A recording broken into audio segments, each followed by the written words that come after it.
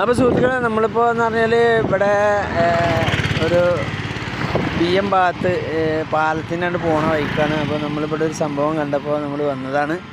അപ്പോൾ നമുക്കതൊന്ന് നോക്കാം എന്താണെന്ന് നമുക്ക് ചേട്ടനോടൊന്ന് ചോദിച്ചു നോക്കാം. ഇത് നമ്മൾ സാധാ വെള്ളരിയാണ്. എന്താണെന്നുള്ളത് എല്ലാ നോമ്പിനും മൂപ്പർ ഇവിടെ ഒന്ന് വിൽക്കണതാണ്. അപ്പം ഞാനൊന്ന് വന്ന് നോക്കിയതാണ്.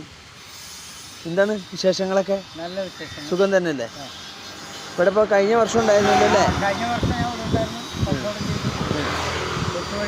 എങ്ങനെ കച്ചവടമൊക്കെ അടിപൊളിയാണ്? നമുക്ക് സ്ഥലം എവിടെ? അവിടെ കൃഷി. നെയ്തല്ലൂർ ഭാഗം അല്ലേ? യെസ്.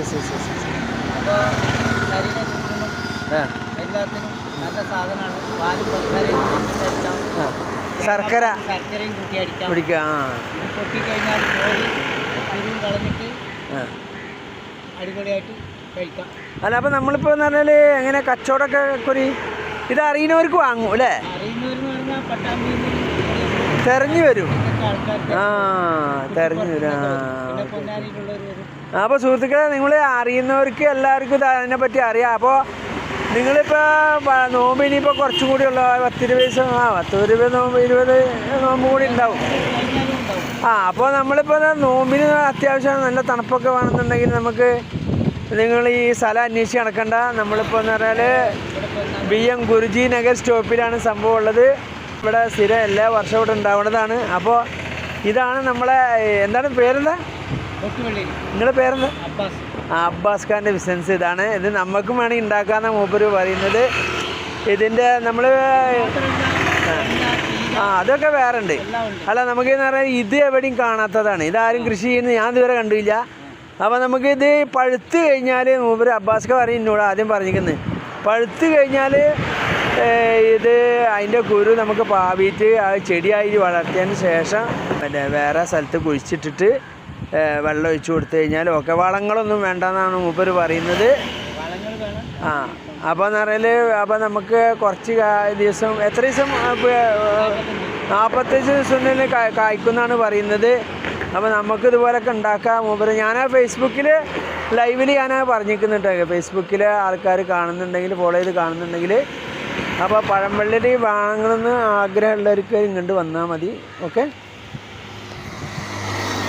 ഇത് പാകമായി വരണുള്ളൂ. നാളേക്കാവും.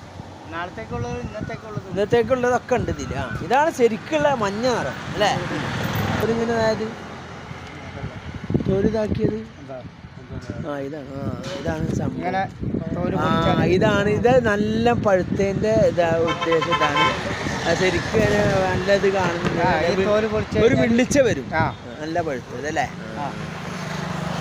അപ്പോൾ ഇതാണ് സംഭവം കേട്ടോ. ഇത് എന്ന് പറഞ്ഞാൽ തേങ്ങാപ്പാൽ, ശർക്കര, അതുപോലെ തന്നെ പഞ്ചസാര, പാല് ഇതൊക്കെ കൂട്ടിയിട്ട് അടിച്ചിട്ട് കുറേ ഉണ്ടെങ്കിൽ കുറച്ച് ഫ്രിഡ്ജിൽ വെച്ചിട്ട് പിന്നെ പിറ്റന്നാളും കഴിക്കട്ടോ, കുഴപ്പമില്ല. അല്ലാതെ കഷ്ണം മുറിച്ചത് ഫ്രിഡ്ജിൽ വെക്കാൻ പാടില്ല. ഓക്കെ,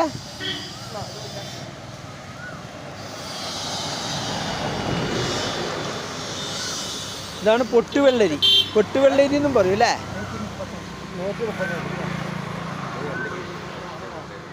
മൂപ്പർക്ക് അതിനെപ്പറ്റി അറിയാം. ഇവര് സ്ഥിരം വാങ്ങണ ആളാവും, ഇതിനെപ്പറ്റി അറിയുന്ന ആളാണ്. ചിലവർക്ക് അതിനെപ്പറ്റി അറിയില്ലേ, അതാണ്. ഏറ്റവും നല്ല ഒരു തണുപ്പ് ഇത് ചെയ്യുന്ന ഒരു സംഭവമാണിത്.